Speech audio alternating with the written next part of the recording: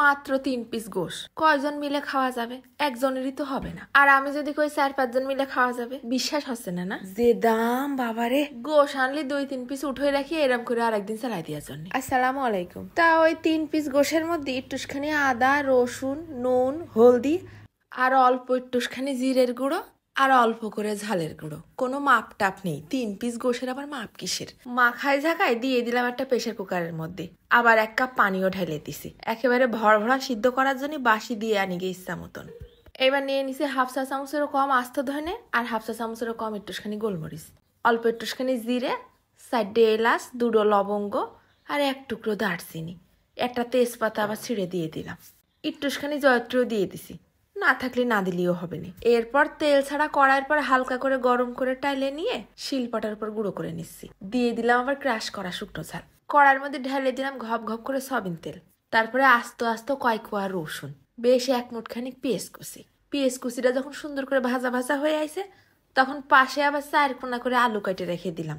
সেই আলুগুলোও ধুয়ে ধুয়ে পেঁয়াজের মধ্যে দিয়ে দিছি।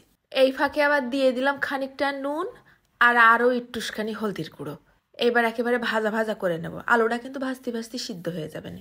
একটুখানি দিছি শুকনো ঝালের গুঁড়ো। ওধারে গোশটাও কিন্তু সিদ্ধ হয়ে গেছে 90%। ঝোল যেটুকু ছিল সেইটুকু আবার টানাই নিছি। তারপর সিদ্ধ গোশটা ঠান্ডা হয়ে গেলে অল্প অল্প করে ছিঁড়ে ছিঁড়ে আলাদা আলাদা করে রেখে দিলাম। ঠিক এইরকম বাটিতে দেখেছো কুট্টি কুট্টি করে রাখিছি। চাইছে পুষে মশলাটুকুও নিয়ে নিছি।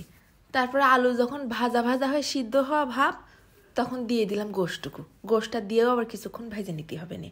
রান্নার প্রায় শেষের দিকে এই ফাঁকে গুঁড়ো করা মশলাটুকু এনে ঢেলে দিলাম। ভাজে নেব আরো 5-6 মিনিট।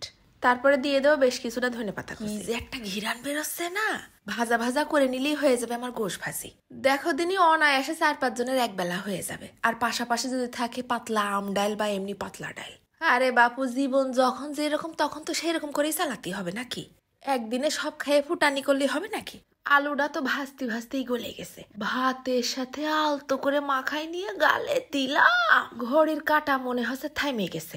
স্লো মোশনে চাবাচ্ছি। ও মনে হচ্ছে আজকে যেন আর ভাত করা না ফুরোই।